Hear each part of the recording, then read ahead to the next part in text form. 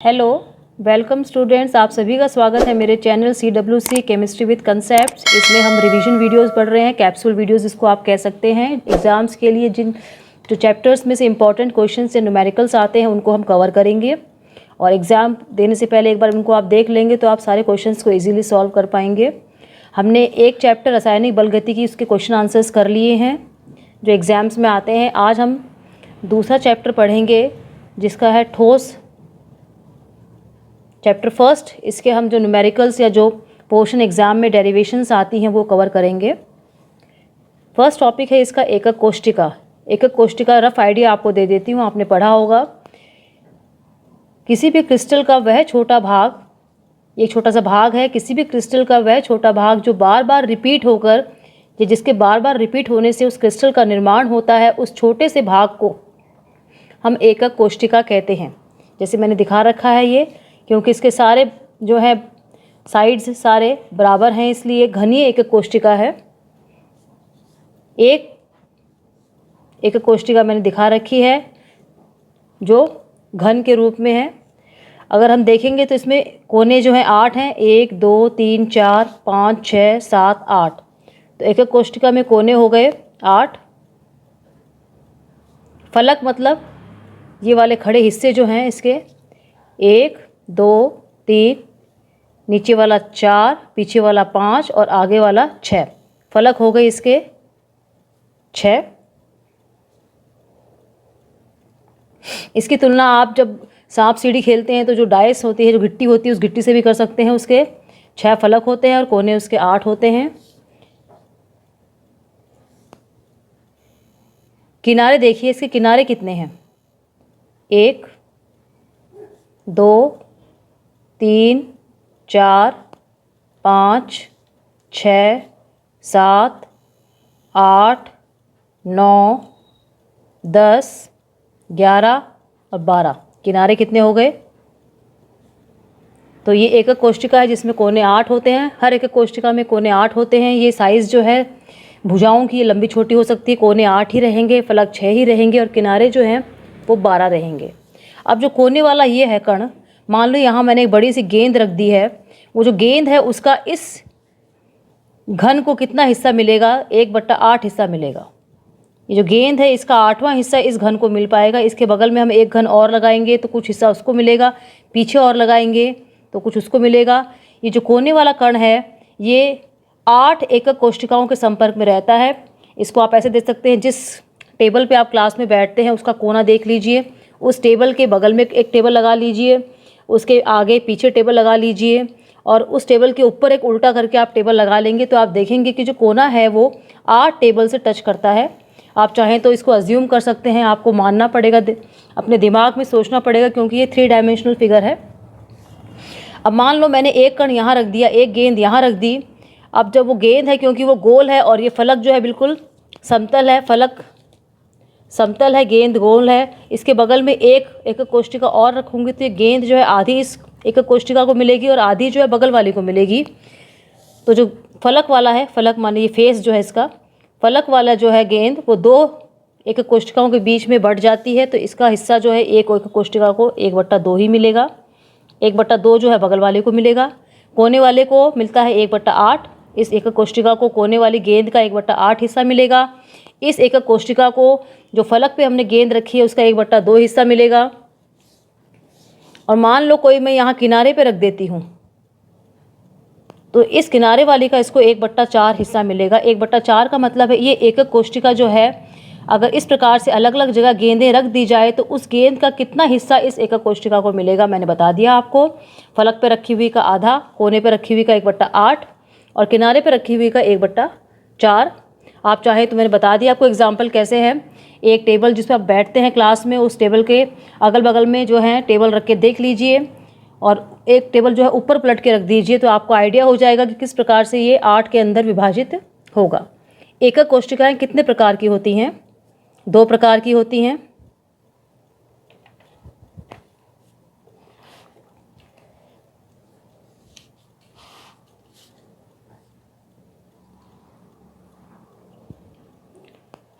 एकक कोष्टिकाएं 2 प्रकार की होती हैं।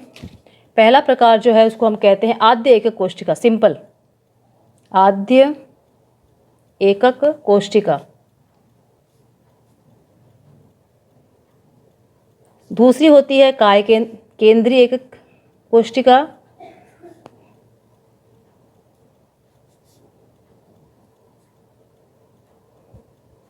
केंद्रीय एकक कोष्ठिका के फिर 3 प्रकार होते हैं।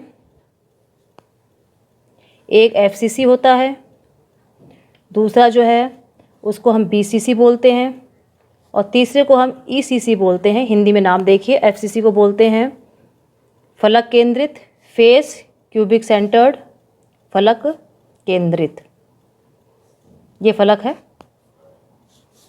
बीसीसी को बोलते हैं काय केंद्रित, काय मतलब अंदर, काया body, body centred cubic cell, और ईसीसी को बोलते हैं अंत्य केंद्रित। इनकी चित्र मैं बना के बताऊंगी आपको किस प्रकार से इनके चित्र बनेंगे। अंत्य केंद्रित, काय केंद्रित, फलक केंद्रित, तो ये कुल मिला के 4 हो गई। एक आद्य एकक कोष्ठिका और 3 प्रकार की ये कुल जो है 4 एकक कोष्ठिकाएँ हो गई हैं। ये आपको डायग्राम समझ में आ गया होगा। कण को अगर यहाँ रखेंगे तो ये फलक पर कहलाएगा। कोने पर रखा हुआ कण जो है इस प्रकार से दिखाई देगा, किनारे पर रखा हुआ कण इस प्रकार से देगा। और एक एकक कोशिका में किसका कितना हिस्सा आएगा, मान लो मैंने एक कण जो बीचों बीच रख दिया, इस डब्बे के बीचों बीच रख दिया, तो ये कण जो है इसका पूरा का पूरा हिस्सा जो है इस एकक कोशिका को मिलेगा, क्योंकि ये किसी से भी सहभाजित नहीं होगा, ये इसके बीचों बीच पड़ा है। इसलिए बगल वाली जितनी भी एकक कोशिकाओं हैं उसमें इस कण का उनमें कोई हिस्सा नहीं है। आगे चलते हैं हम। अव्ययी कणों की गणना, किस प्रकार से हम कणों की गणना करेंगे ये देखेंगे। जो मैंने आपको 4 प्रकार बताए हैं, उन चारों प्रकार में अव्ययी कणों की गणना किस प्रकार से होगी देखिए। पहला वाला क्या था, आद्य एकक कोशिका है।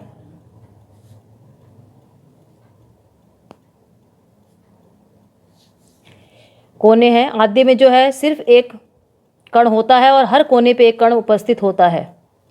मैंने बताया था एकक कोशिका जो है वह हिस्सा है किसी क्रिस्टल का जिसके बार बार रिपीट होने से एक बड़े से क्रिस्टल का निर्माण होता है। जब हम क्रिस्टल कहते हैं तो आप जो है अपने दिमाग में NaCl का उदाहरण ले सकते हैं। NaCl एक क्रिस्टल होता है, उसका छोटा सा हिस्सा जिसको बार बार रिपीट करके एक बड़ा से NaCl का क्रिस्टल बनाते हैं, उस छोटे से हिस्से की संरचना कुछ इस प्रकार से हो सकती है। आद्य एकक कोशिका वह होती है जिस कोशिका के कोनों पर जो है एक एक अव्ययी कण उपस्थित होता है। तो कितने कोने थे इसके, 8 कोने थे। अब मैंने पहले ही आपको बताया था जो अव्ययी कण होता है कोने पर उसका 1/8 हिस्सा इसको मिलता है इस एकक कोशिका, क्योंकि उसके बगल में 8 एकक कोशिकाएं और होती हैं जिसके अंदर ये बटा हुआ होता है कण। ये कण जो बिंदी के रूप में नहीं, ये बड़ा कण होता है इस तरह से। एग्जाम्पल के लिए मैंने आपको कल्पना करने के लिए कहा था कि आप एक मेज पर बैठे हैं, उस मेज के चारों तरफ जो है उसे कोना ले लीजिए और उस कोने के अगल बगल में जो है मेज लगा के देख लीजिए और 4 मेज जो है उसके ऊपर पलट के देख लीजिए, तो आपको समझ में आ जाएगा किस प्रकार से ये कोना जो है 8 मेजों को टच करेगा। कोने 8 हो गई।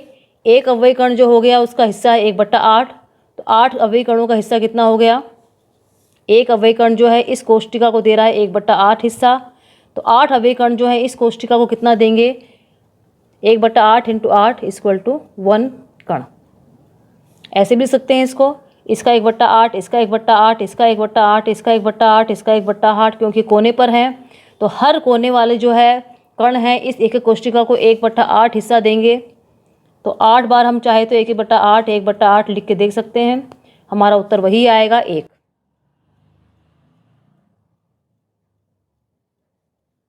बराबर 1। अगला है फलक केंद्रित एकक कोशिका, FCC कहते हैं जिसे, मैंने पहले बताया था, आपको भी दिखाया था। फलक केंद्रित एकक कोशिका जिसे FCC भी कहते हैं। आपकी समझ में अगर आया नहीं है तो दोबारा बता देती हूँ मैं। हम इसमें क्या निकालने की कोशिश कर रहे हैं कि जो एक एकक कोशिका है, इतने सारे जो कण पड़े हुए हैं, कोई कोने पर है कोई फलक पर है, इस एकक कोशिका को उस कण का कितना हिस्सा मिलता है। जब उन हिस्सों को मिलाएंगे तो कुल मिलाकर कितने कण जो हैं इस एकक कोशिका के पास में होंगे, वो हम निकाल रहे हैं। फलक केंद्रित एकक कोशिका जो होती है इसमें कोनों पे भी कण होते हैं इस तरह से, और एक एक कण जो है फलक के बीच में होता है। कितनी फलक थी मैंने बताई थी आपको, 6 फलक होती हैं। तो 6 कण ये हो गए जो फलक के बीचों बीच हैं, और 8 कण जो हैं कोनों पर हैं। तो कुल कण इस एकक कोष्ठिका को कितने मिलेंगे, वो निकालने के लिए पहले कोने वाले कणों का भाग निकाल लेंगे। एक भाग आ गया। अब जो फलक वाले जो हैं, वो मैंने बताया था आपको कि जो फलक के ऊपर कण है वो आधा इस एकक कोष्ठिका का होता है और आधा बगल वाली एकक कोष्ठिका का होता है। तो इसको निकालने के लिए, क्योंकि 6 फलक हैं और आधा हिस्सा एक को मिल रहा है, तो इसका 3 हो जाएगा। तो कुल कणों की संख्या हो जाएगी 1 + 3 4। ये जो कण कोने पर रखा हुआ है, ये पूरा का पूरा कण जो है इस एकक कोष्ठिका का नहीं है। ये कण जो फलक पे रखा हुआ है, ये पूरे का पूरा कण जो है इस एकक कोष्ठिका का नहीं है। फलक वाला जो है बगल वाले को भी पास में आधा रहता है, और कोने वाला जो है उसका 1/8 हिस्सा जो है वही इस एकक कोष्ठिका के हिस्से में आता है। बाकी जो है बगल बगल में जो और एकक कोष्ठिकाएँ होंगी, 8 एकक कोष्ठिकाएँ और होती हैं इसके अगल बगल में, इसका 1/8 हिस्सा उन 8 एकक कोष्ठिकाओं में बटा हुआ रहता है। 4 कण हो गए इसमें, 4 कण, और यहाँ हुआ था कणों की संख्या 1। ये दूसरे का एक आधे एकक कोष्ठिका थी हमारी, एक केंद्रीय एकक कोष्ठिका थी। केंद्रीय एकक कोष्ठिका का फर्स्ट वाला पार्ट ये हो गया।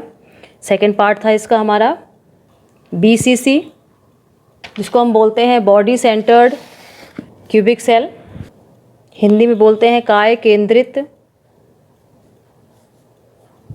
एकक कोष्ठिका। ये सारे जो हैं घनीय हैं, क्योंकि सबकी जो है ये जितने मैंने भी एग्जाम्पल लिए हैं, चाहे आधे एकक कोष्ठिका ली हो, चाहे FCC ली हो, चाहे BCC ली हो, सब में भुजाएं बराबर हैं, ये घनीय हैं। काय केंद्रित, चाहे तो हम इसके बीच में घनीय एकक कोष्ठिका भी लिख सकते हैं। फलक केंद्रित घनीय एकक कोष्ठिका, आद्य घनीय एकक कोष्ठिका, क्योंकि सारी हमने घन का एग्जाम्पल लिया है।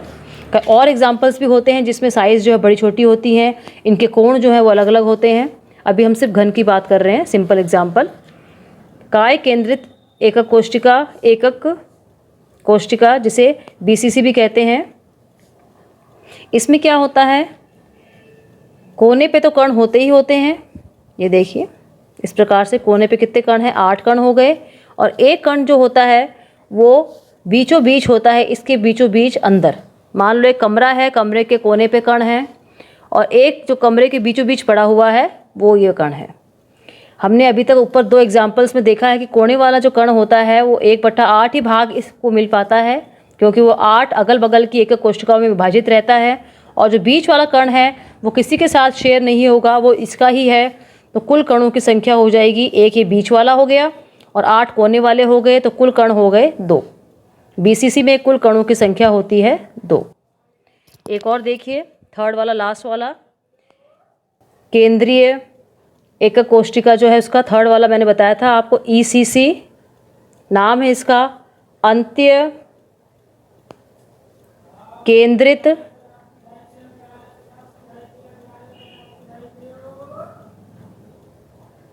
घनीय एकक कोष्ठिका, अंत्य केंद्रित घनीय एकक कोष्ठिका ECC बोलते हैं जिसको। इसमें कोनों पे होते हैं 8 कण इस प्रकार से, और कोनों के अलावा किन्हीं भी 2 आमने सामने वाले फलकों पे होते हैं।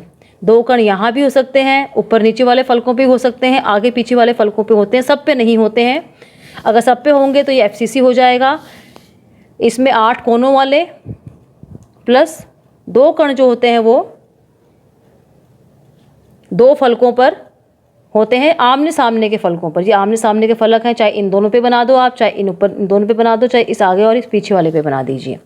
जो कोने वाले हैं हमें पता है उसका 1/8 ही हिस्सा आएगा इस एकक कोष्ठिका के हिस्से में, तो उसका 1 निकल आया। 2 हैं और हमें पता है एक कण जो है वो 2 एकक कोष्ठिकाओं में विभाजित रहता है, तो 1/2 हो जाएगा, ये 1 हो गया। तो कुल कण हो गए 1 + 1 2 कण। दोबारा देखेंगे, आधे एकक कोष्ठिका में कुल कणों की संख्या 1 हो गई।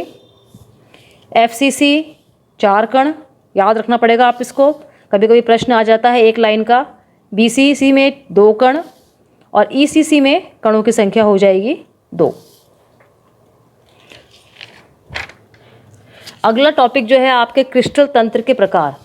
आपने जो मैंने पहले वाला टॉपिक पढ़ाया था तब आपको बार बार एक बात पे मैं जोर दे रही थी कि ये घन है, घन है, इसका मतलब इसमें चारों सारी की सारी भुजाएं जो हैं उसमें बराबर हैं। मान लो हमने भुजाएं जो हैं छोटी बड़ी कर दी तो हमें जो अलग प्रकार का एकक कोष्टिका मिलेगी। इसमें ये अलग अलग कोण भी हैं, ये देखिए मैं आपको बना के बता रही हूँ।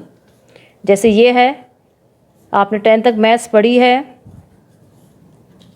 ये x मान लीजिए आप, ये y मान लीजिए, ये z मान लीजिए। 3 अक्ष हो गए, अक्षों के बारे में आपने पढ़ा है। इसमें 3 कोण होंगे, एक कोण ये रहा, एक कोण ये रहा और एक कोण ये रहा। तीनों कोण अलग अलग हैं, इनको अक्षीय दूरी बोलते हैं, ये वाली। और ये 3 जो है ये अक्षीय कोण होते हैं। तो अक्षीय कोण तीनों बराबर हैं कि नहीं हैं, ये भुजाएं बराबर हैं कि नहीं हैं, उसके हिसाब से क्रिस्टल जो है कई प्रकार के होते हैं। 7 प्रकार के क्रिस्टल होते हैं।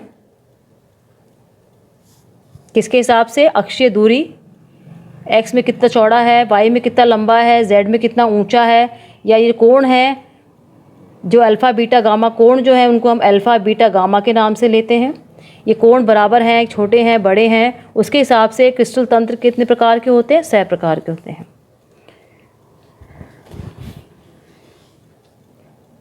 अक्षीय दूरी व अक्षीय कोण के हिसाब से क्रिस्टल तंत्र जो हैं 7 प्रकार के होते हैं। पहला है घनीय, पीछे हमने एग्जाम्पल पढ़े हैं, जिसमें सारी भुजाएं बराबर हों। तो इसका आप लिख लेंगे एग्जाम्पल। घनीय में भुजाएं जो है ए बी सी ये बराबर होती हैं। इसमें कोण भी बराबर होते हैं, अल्फ़ा बीटा जो है गामा है वो बराबर होते हैं और 90 डिग्री के होते हैं। हमने पीछे जो है 3 एग्जाम्पल पढ़े हैं, एक BCC था, एक FCC था और एक आद्य था, आद्य एकक कोष्टिका। ये 3 इसके उदाहरण हैं जो हम पहले ही पढ़ चुके हैं। दूसरा है एग्जाम्पल इसका प्रकार, क्रिस्टल तंत्र का प्रकार है द्विसमलंबाक्ष। द्वि माने 2, अल्फ़ा जो है बीटा 2 बराबर है लेकिन तीसरा बराबर नहीं है, और एंगल जो है वो तीनों बराबर है। इसमें से प्रश्न आता है, एक प्रश्न जो है वो आएगा इसमें से। द्विसमलंबाक्ष जो है ए और बी 2 भुजाएं बराबर हैं, तीसरी भुजा अलग है। अल्फ़ा बीटा गामा जो है इनका मान जो है 90 डिग्री के बराबर होता है। इसमें 2 होते हैं, आद्य जो है एकक कोष्टिका, और BCC में इस प्रकार का पाया जा सकता है जहाँ पे 2 भुजाएं बराबर और तीसरी भुजाएं लंबी हो। तो उस प्रकार का जो तंत्र बनेगा वो आद्य में बन सकता है, जिसमें एक कण जो है 8 कोनों पर है, और वो BCC में भी बन सकता है, जिसको हमने कहा था काय केंद्रित, बीच में एक बड़ा सा कण रखा था जिसमें।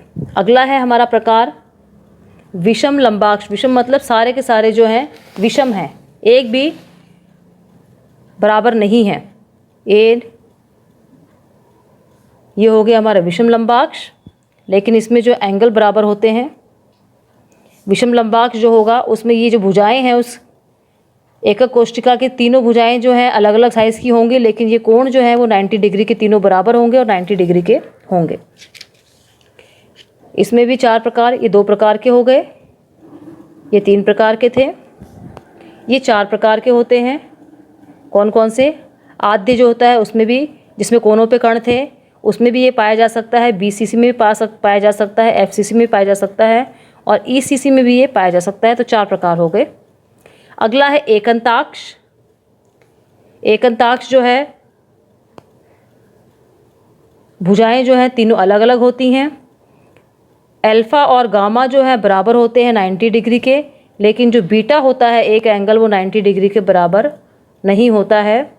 इसके एग्जाम्पल 2 प्रकार होते हैं इसके भी, एक जो है आद्य में देखने को मिलता है ये, और एक ECC में, जिसे अंत्य केंद्रित बोला था हमने, उसमें देखने को मिलता है। अगली हमारी है षटकोणीय। इसमें A = B ≠ C है, और अल्फ़ा और बीटा जो है वो 90 डिग्री के बराबर होते हैं, गामा जो है 120 डिग्री के बराबर होता है। अगला है त्रिसमनताक्ष। A B और C तो बराबर हैं इसकी अक्षय दूरियाँ, लेकिन अल्फ़ा बीटा गामा जो है वो 90 के बराबर नहीं, आपस में तो बराबर हैं लेकिन 90 के बराबर नहीं है। आद्य जो है एकक कोष्टिका में इस प्रकार के पाया जाता है, त्रिसमनताक्ष टाइप का स्ट्रक्चर पाया जाता है आद्य एकक कोष्टिका में। अगला है त्रिनताक्ष, जिसमें ए, बी और सी जो है वो बराबर नहीं है। अक्षय दूरियां तीनों अलग अलग हैं। अल्फ़ा, बीटा और गामा भी बराबर नहीं हैं, वो भी तीनों अलग अलग हैं। और ये 90 डिग्री के बराबर भी नहीं हैं।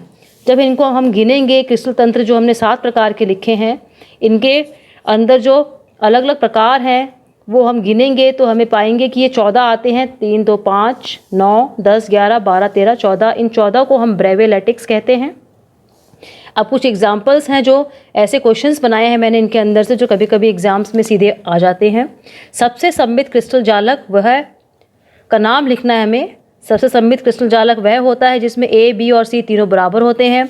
अल्फा, बीटा और गामा भी तीनों बराबर होते हैं और वो 90 डिग्री के बराबर होते हैं, जो कि हमें घनीय में हमें पाया जाता है।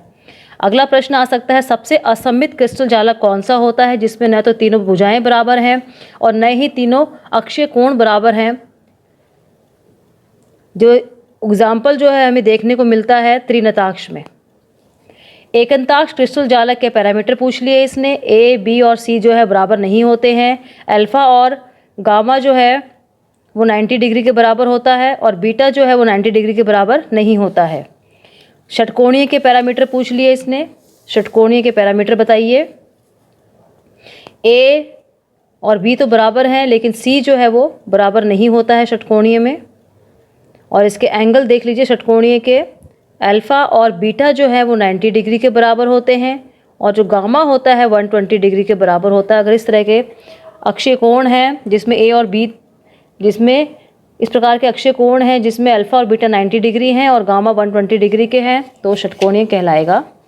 अब अगला टॉपिक हम लेते हैं, संकुलन दक्षता। हमने देखा था कि जब कोनों पे इनको रखते हैं, अपन कणों को रखते हैं या बीच में रखते हैं, फलक में रखते हैं, तो बहुत सारी जगह जो है इस एक कोष्टिका में खाली बच जाती है। तो हमें कितनी जगह इसमें भरी हुई है, कितनी जगह खाली है, उसको पता करने के लिए हम उसको संकुलन, उस एकक कोष्टिका की संकुलन दक्षता निकालते हैं। पहला है सरल घनीय जालक की संकुलन दक्षता, इसको SCP भी बोलते हैं। इसका चित्र बना के बता रही हूँ मैं आपको कि किस प्रकार से इसकी संकुलन दक्षता हम सरल घनीय चालक की निकालेंगे। सिंपल क्लोज्ड पैकिंग, ये देखिए नीचे वाले कण ले रही हूँ मैं। 2 कण जो है इसके यहाँ उपस्थित है, ये जो आपस में टच करते हैं, ये गोला ऐसे बना लीजिएगा इसको। और ये वाला जो कण है ना, क्योंकि भुजाएं बराबर हैं, ये वाला कण यहाँ भी टच करेगा इस तरह से, और ये वाला इसके टच करेगा। ये थोड़ा गोल नहीं बना है, आप गोल बना लीजिएगा इन दोनों कणों को। ये जो है ये वाली और ये वाली इस कण की त्रिज्या हो गई, इसको हम R लिख सकते हैं। ये जो है इसकी भुजा है घन की, क्योंकि घन ले रहे हैं हम, सारी भुजाएं इसमें बराबर होती हैं, तीनों भुजाएं बराबर हैं इसकी। घन का उदाहरण लिया है हमने। अब इसके संकुलन दक्षता निकालने के लिए कभी कभी एग्जाम में डेरिवेशन पूछ लेते हैं, तो आपको निकाल के दिखाना पड़ता है संकुलन दक्षता। कैसे निकालेंगे?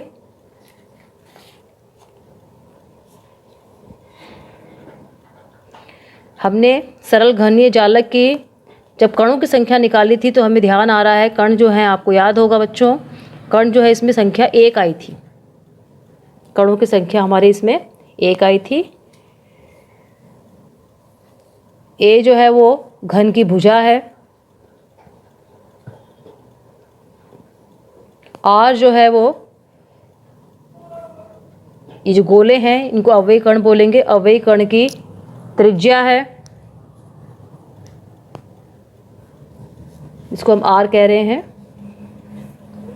ये भी ए, यहाँ से लेकर यहाँ तक ए है। ए जो है 2R के बराबर है, तो इसको हम लिख सकते हैं A is equal to R plus R। तो A बराबर हो गया 2R। घन का आयतन हमें पता है क्या होता है, A का क्यूब होता है। A जहाँ पर जो है इसकी भुजा की लंबाई होती है। हमने ऊपर A का मान निकाला है, A is equal to 2R। A की जगह ये मान रख देंगे तो हमारा आ जाएगा 2R का क्यूब, 8R क्यूब हो जाएगा।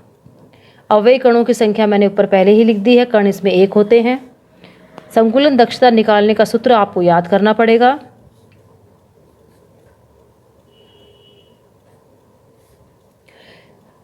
अवयवी कणों का आयतन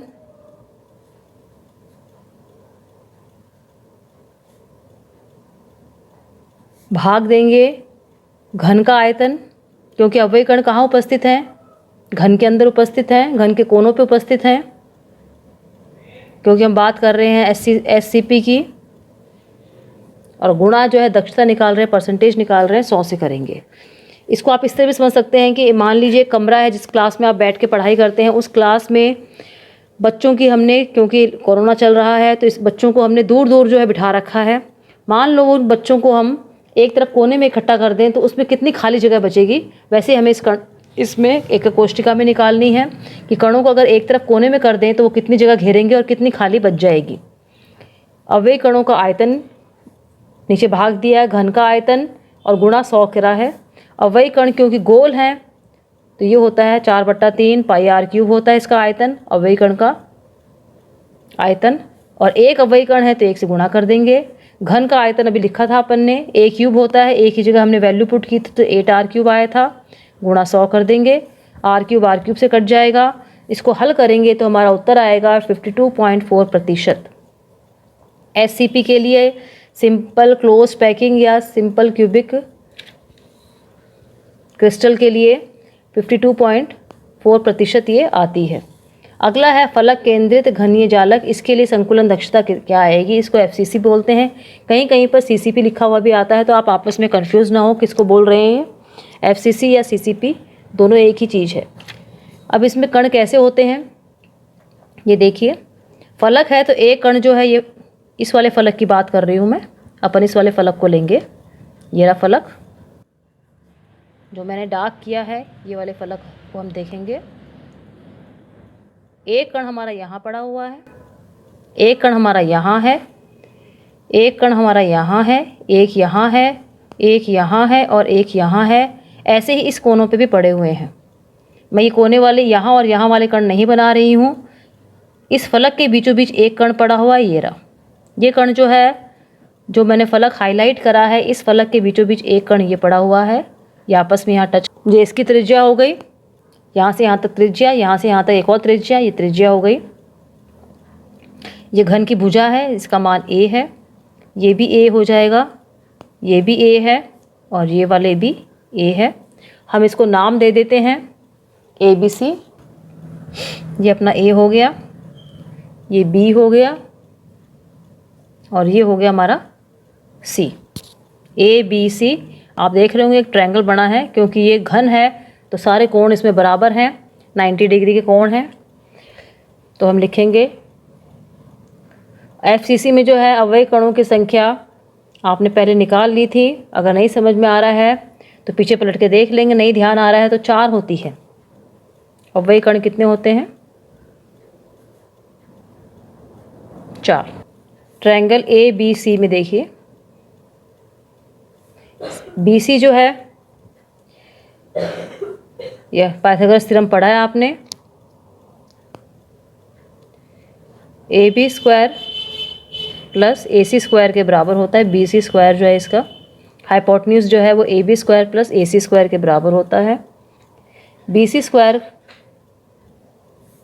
यहाँ से लेकर यहाँ तक है BC को हम लिख सकते हैं BC बराबर 1, ये यहाँ से यहाँ तक BC है तो 1R 2R और फिर R plus 2R plus R हम BC को लिख सकते हैं। तो ये हो गया, इसे भी निकाल लेते हैं BC का मान। BC is equal to under root AB जो है घन की भुजा है, AC है ये भी भुजा है घन की, तो BC बराबर हो गया अंडर रूट 2A का स्क्वायर, या फिर BC बराबर लिख देंगे अंडर रूट 2AB लिख सकते हैं इसको हम। BC का मान हमने 4R निकाला था, चाहे तो हम यहाँ लिख सकते हैं 4R बराबर अंडर रूट 2A। तो A बराबर हो गया 4R अपॉन अंडर रूट 2। कभी कभी एक प्रश्न पूछ लेते हैं कि FCC चालक में या CCP चालक में भुजा के बीच में और त्रिज्या के बीच में क्या संबंध है, तो आप बताना पड़ेगा। A और R का संबंध, तो A बराबर 4R अपॉन अंडर रूट 2 होता है FCC चालक के लिए। घन का आयतन लिखेंगे जैसे पहले निकाला था हमने, A का क्यूब लिखेंगे घन के आयतन के लिए।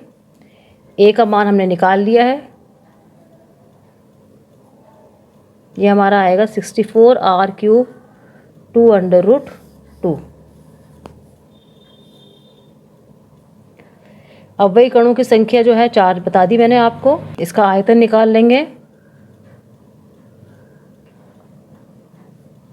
4 से गुणा कर देंगे 4/3 पाई आर क्यूब को, क्योंकि एक कण का आयतन जो है 4/3 पाई आर क्यूब होता है, तो 4 का हो गया, 4 से गुणा करके निकाल लेंगे।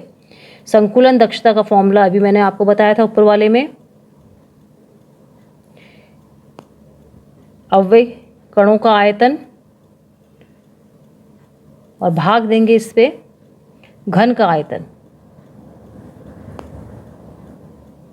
और गुणा कर देंगे 100 से। कणों का आयतन हमारा आया था, ये रहा, 4 × 4 था, 16/3 पाई आर क्यूब था हमारा। और नीचे जो था हमारा घन का आयतन था 64 आर क्यूब, नीचे 2/√2 है, ये ऊपर चला जाएगा, ये कट जाएगा। जब इसको सॉल्व करेंगे, गुणा 100 से करना पड़ेगा। जब इसको सॉल्व करेंगे तो हमारा आंसर आएगा 74%। तो ये हमें याद करना पड़ेगा। फलक केंद्रित जो है घनीय जालक में 74% होती है संकुलन दक्षता। सरल घनीय केंद्रीय जालक में 52.4 होती है संकुलन दक्षता।